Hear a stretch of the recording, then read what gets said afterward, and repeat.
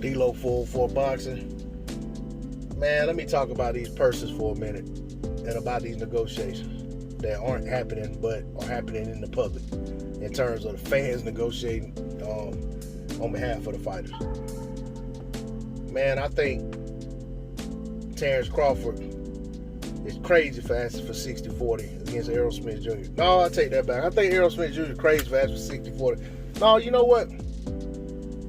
You got to be kidding yourself if you think I'm finna sit here and talk about how much money one man deserves over another man for a fight that I'm not going to make a dime off of unless I'm betting, and that I am going to actually help pay the purses by buying the fight.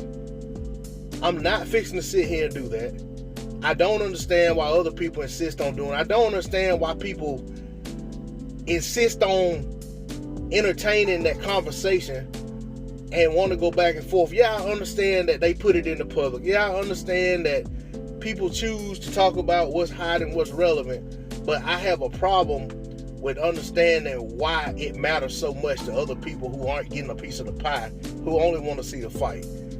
At the end of the day, man, I want to see this fight. I could care less how much money Errol Spence makes. I could care less how much money Bud Crawford makes. I just want the guys to be...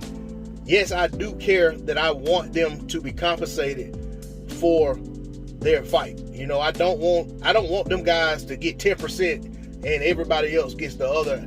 And I don't want them to get 10% apiece and everybody else get to split the other 80%. Yes, I want the fighters to get the lion's share of the money.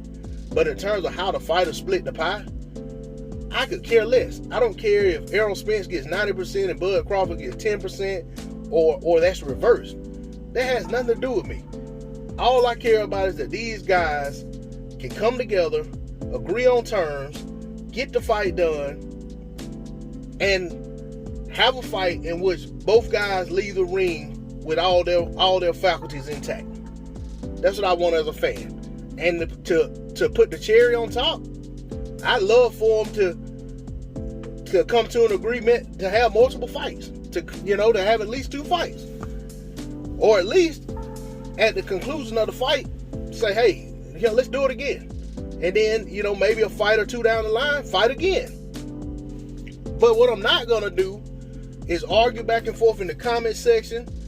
I'm not going to be on Facebook arguing with people. I'm not going to be making videos arguing with people about how much money what fighter should get, why they should get it, what they've done to deserve it, what the other fighter didn't do to deserve it, why the other fighter ain't a draw, why this guy is such a draw, why this guy should be able to dictate the terms and the other guy should just take what he said. I don't care anything about any of that.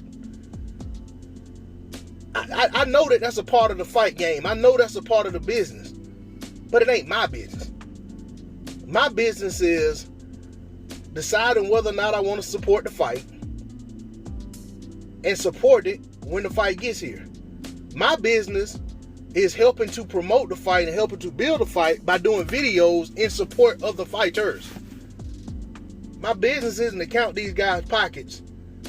My business isn't to talk about why somebody should take whatever or what somebody should just cave to, or what somebody should stand firm on demand. That's not for me.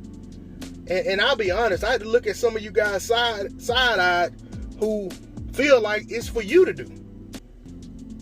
I can understand having conversations about these are the deterrents to the fight, and these guys need to be realistic or whatever the case may be, but I'm not going to sit here and say what another man should take to get a fight made.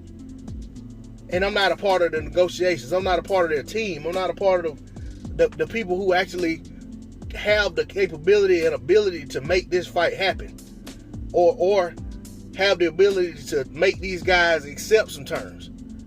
I'm not with it.